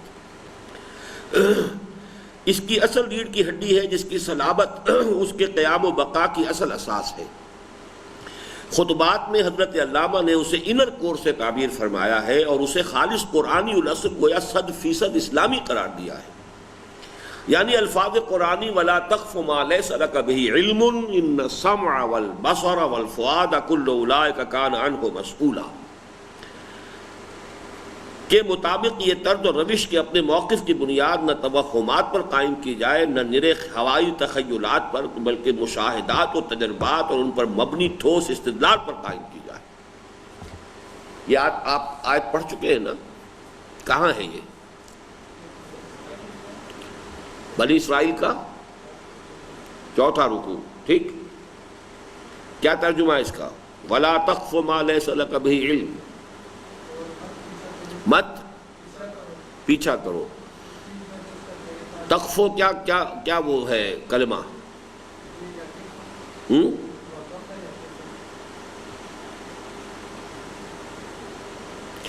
اب آپ لوگ عربی گرامر سے بھی پڑھ چکے منتخب نصاب، تب یہ حال ہے جی۔ قفا، قاف فا یا، اسی سے لفظ بنتا ہے قافیہ۔ قافیہ شعر کے آخری اس کا قافیہ یہ ہے، تو قفا سے ہے ولا تقفو، مت پیچھے لگو، ولا تقفو مت پیچھے لگو، ما لیس لک بہ علم، اس چیز کے جس کے لیے تمہارے پاس کوئی علم نہ ہو۔ اب علم دو ہیں، ایک ریویلڈ نالج ہے، تو یا تو ہم کوئی چیز قرآن کی ہوگی تو مانیں گے، لیکن دوسرا علم ہے ایکوائرڈ نالج۔ ایکوائرڈ نالج کیا ہے؟ ان السمع والبصر والفؤاد۔ فؤاد کے میں نے کیا ترجمہ کیا ہے؟ فؤاد کا عام طور پر قرآن مجید کے تراجم میں آپ کو ترجمہ ملے گا دل، مائنڈ۔ میں اس سے ڈفر کرتا ہوں، فؤاد در حقیقت مائنڈ ہے، عقل ہے، یعنی عقل حیوانی۔ ایک عقل روحانی ہے جس کا تعلق قلب سے ہے، ایک عقل حیوانی ہے جس کا تعلق اس برین سے ہے، اس کمپیوٹر سے ہے۔ تو یہ کمپیوٹر جو ہے اس کو فیڈ ہوتا ہے ڈیٹا سینس آرگنز کے ذریعے سے۔ آنکھ نے دیکھا، کان نے سنا، ناک نے سونگھا، ہاتھ نے چھوا، زبان نے چکھا۔ یہ 5 سینس آرگنز ہیں کہ جو انسان کو جو ڈیٹا دے رہے ہیں وہ اس کو یہ پروسیس کرتا ہے، نتیجے نکالتا ہے۔ تو ایک علم ہے ایکوائرڈ نالج۔ مجھے پھر یاد آ گیا وہ العلم و علمان والی آپ نے شاید نہیں سنی ہے۔ اب میں پروگرام بناؤں گا انشاءاللہ، بہت تھوڑے دن آپ کے رہ گئے، لیکن مجھے آج بتایا لطف الرحمان صاحب نے کہ آپ لوگوں کی کچھ دلچسپی کم ہو گئی، کچھ ایسے محسوس کر رہے ہیں کہ جیسے شاید بس جو کام ہونا تھا ہو چکا۔ ایسا ہے احساس؟ ذرا اپنے تمام ساتھیوں کو دوبارہ ریجووینیٹ کریں، انہیں نشت ثانیہ کریں ان کی دوبارہ۔ اب جو بھی دن رہ گئے تھوڑے سے ان کو آمادہ کریں۔ اور ایک تو میرے جو اب آپ نے سورہ حدید کا جو ٹرانسلیشن بھی پڑھ لیا، اس سے پہلے آپ نے اس کو منتخب نصاب کے کیسز میں سن لیا تھا۔ اب اس میں جو میں نے جب پورے ترجمے جو اپنے منتخب نصاب کا ریسنٹلی دوبارہ جب میں نے درس دیا ہے تو اس کے ویڈیوز موجود ہیں، اس کے حوالے سے سورہ حدید از اے مسٹ، وہ آپ سن لیں۔ وہ در حقیقت ہمارے اس پورے منتخب نصاب کا جو حصہ ہے قرآن مجید کے مطالعے کے ساتھ، جو ہمارے اس رجوع القرآن کورس کا ایک میجر جو ہے ایک حصہ ہے، اس کا کلائمیکس وہ ہوگا پھر کہ اس کو آپ اس کو سن لیں پوری توجہ سے، اور پھر اس میں سوالات اپنے پاس لکھتے جائیں۔ تو پھر میں سیشن ایسے رکھوں گا آپ کے ساتھ کہ جن میں ان سوالات کے جوابات دوں گا۔ ایک سوال میرے پاس اب بھی ہے، شاہد مجید صاحب کا میرے پاس رکھا ہوا ہے، وہ میں نے احتیاط کے ساتھ، لیکن یہ 2 ہفتے تو میرے ایسے گزرے ہیں کہ آج مجھے بڑی مشکل سے ریکلیکٹ کرنا پڑا کہ ہم کہاں تھے، کیا پڑھ رہے تھے، اس لیے کہ میں تو مسلسل سفر میں رہا ہوں۔ جی آڈیٹوریم میں جو دیے ہیں، جو 45 منٹ کے چنکس کی شکل میں اس کے جو ہے کیسٹس، آڈیوز، ویڈیوز موجود ہیں۔ یہ پورا منتخب نصاب میں نے ویڈیوز کی شکل میں دے دیا ہے۔ اس میں سے پردے کے بارے میں بھی میں چاہوں گا کہ چونکہ جو بعض شریک طالبات ہیں ہمارے اس کورس میں، وہ شاید اس کے بارے میں ان کا ذہن صاف نہیں ہے، تو وہ بھی میں نے اسی منتخب نصاب کے ضمن میں جب یہ آیت آئی تھی وَلَا تَقْرَبُوا الزِّنَا، اسی یعنی سورہ بنی اسرائیل میں، تو اس کے حوالے سے کہ در حقیقت زنا کے سد باب کے لیے اسلام نے کیا کیا راستے اختیار کیے ہیں، تو اس میں جو پردے کے احکام ہیں ان پہ تفصیلی گفتگو ہوئی ہے، وہ بھی آپ لوگ ضرور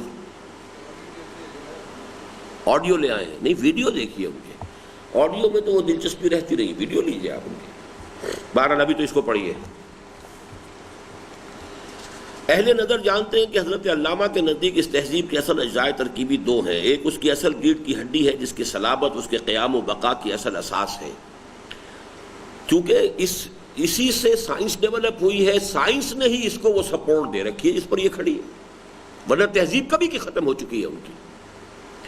وہ تو یہ ہے کہ یہ بدبخت نئے سے نئی چیزیں ایجاد کرتے جا رہے ہیں، پرانے ہتھیار جو ان کے لیے آبسولیٹ ہو جاتے ہیں وہ منہ مانگے داموں تھرڈ ورلڈ کو دے دیتے ہیں، اور اگلی چیز پیدا کر لیتے ہیں کہ تھرڈ ورلڈ جو ہے اسے یوز کرے تو آپس میں کرے، انہیں تو چیلنج کر ہی نہیں سکتے، ان کے پاس اس سے اگلا توڑ وہ ایجاد کر چکے ہیں۔ یہ دوڑ ہے اس وقت کے جس کے اندر اس دنیا چل رہی ہے۔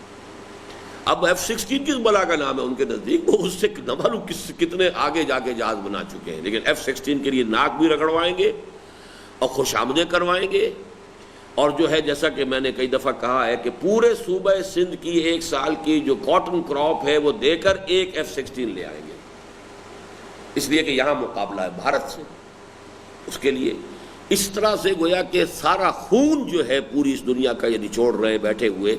امریکہ میں انڈسٹری ہی صرف ایک رہ گئی ہے، یا آرمامنٹ انڈسٹری ہے اور یا کمپیوٹر ہے، کمپیوٹر میں سپر کمپیوٹرز کو گارڈ کر رہے ہیں کہ ابھی کسی اور کو ہوا نہ لگے اس کی، بس یہ دو ہیں جس کی وہ پھر منہ مانگی دام لیتے۔ سپر کمپیوٹر کے بغیر یہ ساری آگے کی پروگرامنگ ہو نہیں سکتی، اس میں باقی ان سے کم چیزیں جو ہے وہ بیچتے جائیں گے، لے جاؤ، منہ مانگے دام لیں گے، اور ان کی کمائی کا جو ہے وہ خون پسینے کی کمائی کھینچ کر وہ اپنے ہاں جو ہے وہ عیش کریں گے۔ یہ اس وقت ہو رہا ہے، تو صلابت جو ہے اس تہذیب کی اصل میں وہ اس کی بنیاد پر ہے، ورنہ تہذیب ختم ہو چکی، ان کا خاندانی نظام ختم ہو چکا۔ ایک ملک کا صدر، یونائٹڈ اسٹیٹس آف امریکہ کا صدر کہتا ہے کہ عنقریب ہمارے قوم کی اکثریت حرامزادوں پر مشتمل ہوگی، صاف کہا اس نے، born out of any wedlock, one parent family، بچے کو پتہ ہی نہیں میرا باپ کون ہے، ماں ہے بیچاری، اس کے تو جگر کا گوشہ ہے، اس کے جگر کا ٹکڑا ہے، اس نے 9 مہینے اپنے جسم میں اس کو جونک کی طریقے سے اپنا خون پلایا، وہ کیسے چھوڑ دے؟ لہذا سب سے زیادہ ایکسپلائٹڈ، سب سے زیادہ قابل رحم حالت اس وقت وہاں عورت کی ہے۔ یہی وجہ ہے کہ اسلام لانے والوں میں عورتوں کا نمبر زیادہ ہے۔ یہاں ہماری عورتیں ان کے اس ڈیزلنگ ایکسٹیریئر کی وجہ سے مبہوت ہے اور اسی تہذیب کو یہاں پر عام کرنے کے لیے بے چین ہے، اور وہاں کی عورت جو ہے تنگ آ چکی ہے، مرد شادی کرنے کو تیار نہیں، کیوں کرے شادی کرے گا تو عورت کے ہاتھ میں تو اس کی بانڈ آ گئی کہ اگر وہ طلاق دے گا تو آدھی جائیداد دے اور فلاں کرے اور یہ کرے اور وہ کرے۔ بعض ملکوں میں تو یہ ہے کہ آج طلاق دو، آج ہی گھر سے تمہیں نکل جانا پڑے گا، بیوی کے پاس مکان رہے گا، اس کے 1 سال تک جو بھی ہوگا یو گیٹ آؤٹ۔ مرد کہتے ہیں ہم شادی نہیں کرتے، اب عورتیں کیا کریں بغیر شادی کے، وی آر لیونگ ٹوگیدر، ساتھ رہ رہے ہیں، بچے ہو رہے ہیں، but they are not married, legally they are not married, اس لیے کہ میرج لاز وہ ہے کہ کیوں کریں مرد شادی، پاگل ہوا، دماغ خراب ہوا۔ یہ تو مسلمان ہیں بیچارے، وہ کیا کریں، اب دین کے اپنے اس کی وجہ سے وہ پابند ہو جاتے ہیں، بن جاتے ہیں، ان کی باغیں عورتوں کے ہاتھ میں آ جاتی ہیں۔ وہ تو شریف عورت ہو تو بات اور ہے، ورنہ وہاں کی عورت جو ہے ناک چنے چبوا دے مرد کو جب چاہے۔ چنانچہ ایک بہت اچھے، بہت نیک آدمی انگلینڈ میں، لندن میں ہمارے بہت قریب آئے اور بہت صلاحیت بھی تھے، ان کی بیوی ناراض تھی، لہذا پھر انہوں نے جو تعلق اپنا منقطع کیا ہے وہ اب شکل بھی نہیں دکھاتے میں جب جاتا ہوں۔ عیدی کے بعد تو سیدھی سی بات یہ ہے کہ چاہے ڈائیورس مرد دے چاہے عورت دے، پہلا کام یہ ہے کہ گھر سے باہر، شوہر گھر سے باہر، یو گیٹ آؤٹ، وہ گھر عورت کا ہے، یہ صورتحال ہے۔ تو تہذیب تو ختم ہو چکی ہے، مر چکی ہے تہذیب، لیکن صلابت جو ہے کس بنیاد پر قائم ہے؟ سائنس پر، اور سائنس کو تو زندہ کیا قرآن نے۔ دیکھو، کھول آنکھ، زمین دیکھ، فلک دیکھ، فضا دیکھ، یہ سب آیات الہیہ ہیں، ان پر غور کرو، قوانین طبی کو دریافت کرو، دریافت کر کے سائنس مر چکی تھی، یونان کی سائنس دفن ہو چکی تھی۔ مسلمانوں نے یونان سے اور انڈیا سے سائنس جو ہے جتنی بھی کچھ تھی لی ہے، پھر اسے بڑھایا ہے، ڈیولپ کیا ہے، کیمسٹری میں، طبیعیات میں، فزکس میں، ایسٹرونومی میں، ہر فیلڈ کے اندر، میڈیسن میں، سرجری میں، ہر میدان کے اندر جو ہے انہوں نے آگے بڑھایا، اس لیے کہ یہاں سائنس کا اس ایرا کا آغاز کرنے والے مسلمان ہیں، اسلام ہے، کہ توہمات پہ نہیں بنیاد رکھو کہ یہ زمین جو ہے ایک بیل کے سر پر ہے اور بیل ایک سینگ کے اوپر اس کو کھڑا رکھتا ہے، جب ایک سینگ تھک جاتا ہے تو ذرا بدلتا ہے تو وہ زلزلہ آتا ہے۔ اب بھائی یہ کس دلیل سے ہے؟ کوئی اگر قرآن میں لکھا ہوتا تو ہم مانتے ہیں، لیکن اگر قرآن میں نہیں ہے تو ہم کیسے مان لیں؟ اب اگر قرآن میں نہیں ہے تو پھر ہمیں ان السمع والبصر والفؤاد، اب ہمیں یہاں سے حاصل کرنا ہے۔ تو گویا کہ دو علم ہو گئے، علم و علمان۔ علم ریویل نالج وہ اللہ کی کتاب ہے، اور ایکوائرڈ نالج وہ سائنس ہے۔ وہ پھر یہ ہے کہ اپنی آبزرویشنز، اپنے سینس ڈیٹا اس کو پروسیس کرو، دماغ کے ذریعے سے آگے بڑھو۔ حضرت علامہ کی یہ رائے نہایت صائب اور حد درجے اہم ہے، اس لیے کہ واقعہ یہی ہے کہ یہی قرآنی ہدایت و رہنمائی تھی جس نے ایک جانب مظاہر قدرت کو آیات الہیہ کا تقدس عطا فرمایا، یہ سب آیات ہیں، اللہ کی نشانیاں ہیں، اور انسان کو کتاب فطرت کے سائنٹیفک مطالعے اور مشاہدے کی طرف متوجہ کیا۔ افلا ينظرون الى الابل کیف خلقت، کیف، کیسے بنایا گیا اونٹ، ذرا غور کرو نا۔ اب اس کی اناٹومی پڑھو، اس کی فزیولوجی پڑھو کہ یہ صحرا کے ساتھ کس درجے اس کی مطابقت ہے۔ افلا ينظرون الى الابل کیف خلقت والى السماء کیف رفعت، اب یہ آپ کی کاسمولوجی ہو گئی، ایسٹرونومی ہو گئی، یہ کس طرح کی یہ بلندیاں کیسے قائم ہیں، وہ کشش ثقل کا باہمی جو ہے کیا نظام ہے۔ اب یہ تمام چیزیں الى الابل کیف خلقت والى السماء کیف رفعت والى الجبال کیف نصبت والى الارض کیف سطحت فذکر انما انت مذکر۔ اور دوسری جانب منطق کو استخراج کی تنگنائیوں سے نکال کر استقراء کی وسعتوں اور پہنائیوں سے روشناس کرایا۔ اب یہ بڑا مستقل لفظ آ گئے دونوں۔ استخراج یہ کیا لفظ ہے؟ ماشاء اللہ ماشاء اللہ، چلیے کہیں تو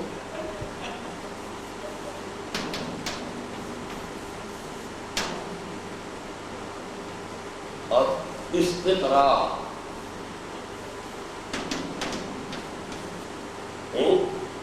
یہ کیا ہے؟ اچھا کیا معنی قرار ہے؟ پڑھا کیا مطلب ہوتا ہے؟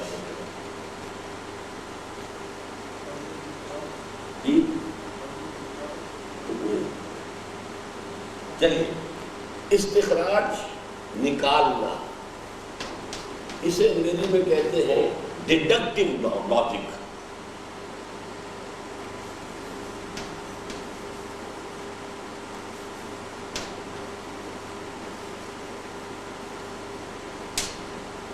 ڈیڈیوس کرنا، ڈیڈیوس کسی چیز سے کسی چیز کو نکالنا،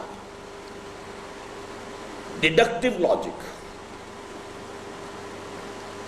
یہ قرا جو ہے پڑھنے کے معنی میں بھی آتا ہے، لیکن یہ بھی در حقیقت اسی معنی میں کمپوز کرنے کے، اسی سے لفظ قریہ، قریہ کسے کہتے ہیں؟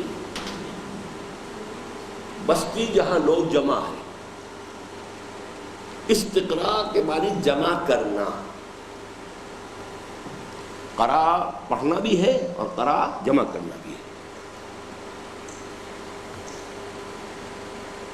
جمع کرنا یہ ہے کہ آپ بڑے وسیع مشاہدے سے اب آپ کچھ چیز لائیے، اور استخراج یہ کہ ایک اصول کے بال کے کھال نکالتے چلے جائیے۔ اس کو یوں بھی کہہ سکتے ہیں میکروسکوپک، مائکروسکوپک، لیکن اس کا یہ مائکروسکوپک اور مائکروسکوپک سے بات پوری سمجھ میں نہیں آئے گی۔ اس کو انگریزی میں کہتے ہیں انڈکٹیو لاجک۔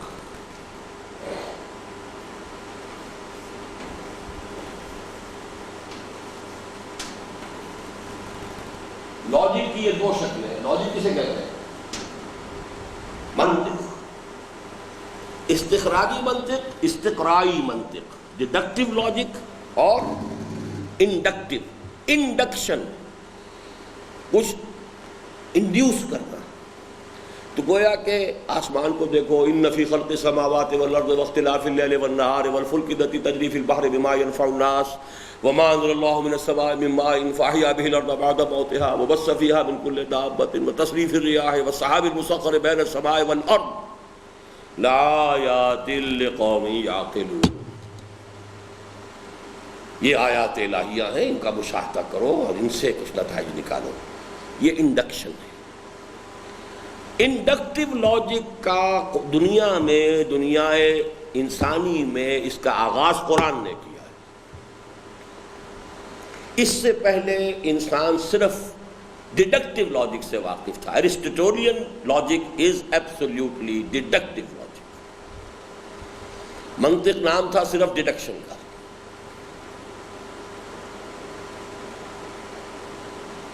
تو ڈیڈکشن کے اندر کیونکہ مشاہدات پہلے تھے ہی کم، سائنس کی معلومات تھیں ہی کم، جو تھوڑی بہت تھی ہلدی کی گھاٹ جس کو مل گئی اسی کے اندر سے کرنا تھا، جو کچھ کرنا تھا اسی میں سے نکالنا، اسی میں سے جو بھی نتیجہ، وہ ساری عقل کی خیال آرائی ہے۔ لیکن جب اتنا وسیع میدان ہو گیا ہے، اب سائنس نے کھول دیا ہے، تو اب ڈیڈکشن جو ہے وہ بہت ہی سمجھیے سیکنڈری لیول پر چلی گئی۔ اصل شے انڈکشن ہے۔ جتنا براڈ آپ کا مینٹل جو ہے بیک گراؤنڈ ہوگا، جتنا ویژن براڈ ہوگا، جتنی جو ہے آپ کی وسعت نگاہ ہوگی، اتنا ہی آپ صحیح رائے تک پہنچیں گے۔ نہ یہ کہ وہ جس کو کہتے ہیں کہ کنویں کے مینڈک کی طریقے سے جو چند چیزیں معلوم ہے وہ اسی کے حصے بکھرے کر کے جوڑتے، ادھر سے ادھر سے جوڑ رہے ہیں۔ نوٹ کیجئے، اس لیے کہ واقعہ یہی ہے کہ یہی قرآنی ہدایت و رہنمائی تھی۔ کون سی؟ ان السمع والبصر والفؤاد کل اولئک کان عنہ مسئولا، جس نے ایک جانب مظاہر قدرت کو آیات الہیہ کا تقدس عطا فرمایا، وہ آیت جو میں نے ابھی آپ کو سنائی، آیت الآیات جسے میں نے نام دیا ہے، اور انسان کو کتاب فطرت کے سائنٹیفک مطالعے اور مشاہدے کی جانب متوجہ کیا، اور دوسری جانب منطق کو استخراج کی تنگ نائیوں سے نکال کر استقراء کی وسعتوں اور پہنائیوں سے روشناس کرایا، اور اس طرح جدید سائنس اور ٹیکنالوجی کے لیے میدان ہموار کیا۔ چنانچہ یہی چیز یورپ میں تحریک احیاء علوم کی بنیاد بنی، جس کے نتیجے میں یورپی اقوام اوج ثریا پر پہنچی، اور یہ صورت پیدا ہوئی کہ عروج آدم خاکی سے انجم سہمے جاتے ہیں کہ یہ ٹوٹا ہوا تارا مہ کامل نہ بن جائے۔ حضرت علامہ کی یہ زرد نگاہی بجائے خود جس عظمت کی منظر ہے اس سے قطع نظر میرے لیے اس کی قدر و قیمت کا، چونکہ یہ میں بیان کر چکا ہوں آج شروع میں، اس لیے صرف پڑھنے کی بات ہے، میرے لیے اس کی قدر و قیمت کا ایک اضافی پہلو یہ ہے کہ اس سے نبی اکرم صلی اللہ علیہ وسلم کے ایک اہم قول کی عظمت و صداقت مبرہن ہوتی ہے، جو صحیح مسلم میں حضرت عمر رضی اللہ تعالیٰ عنہ سے مروی ہے کہ ان اللہ یرفع بہذا الکتاب اقواما ویضع بہ آخرین۔ اب اللہ تعالیٰ اسی کتاب قرآن کے ذریعے قوموں کو ابھارے گا اور اسی کے ترک کرنے کے باعث قوموں کو گرایا۔ گویا مغربی تہذیب بھی جو ابھری تو یقیناً قرآن ہی کی ہدایت و رہنمائی کے ایک اہم جز کے سہارے ابھری، اور مسلمان گرے تو اسی سبب سے گرے کہ انہوں نے قرآن کی اس ہدایت سے یورپ کو روشناس کرانے کے بعد خود اسے ترک کر دیا۔ گویا وہ زمانے میں معزز تھے مسلمان ہو کر، اور تم خوار ہوئے تاریک قرآن ہو کر، اور خار از محجوری قرآن شدی، شکوہ سنجے گردش دوراں شدی، اے چو شبنم بر زمیں افتندئی، در بغل داری کتاب زندئی۔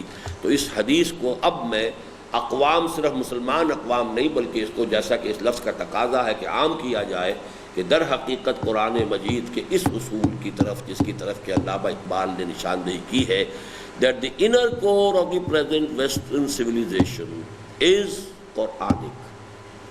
اس کے گرد جو انہوں نے اب لبادے جو ہے ڈال دی، اب ان کا تجزیہ ایک ایک کر کے میں بتاؤں گا کہ اس کے اندر اچھائی اور برائی کس کس طریقے سے لپٹ گئی ہے، باطل نے کس طرح اس کا گھیراؤ کر لیا ہے، اور اس کے کچھ مظاہر ہیں جو ڈیزلنگ ہیں، نظر کو خیرہ کرتی ہے چمک تہذیب حاضر کی، یہ صناعی مگر جھوٹے نگوں کی ریزہ کاری ہے۔ لیکن یہ کہ یہ صرف ایک بات کہہ دینے سے تو نہیں بنتی جب تک کہ آپ اس کا تجزیہ نہ کریں، تو ان کا تجزیہ کر کے بات کو آگے چلائیں گے انشاءاللہ کل۔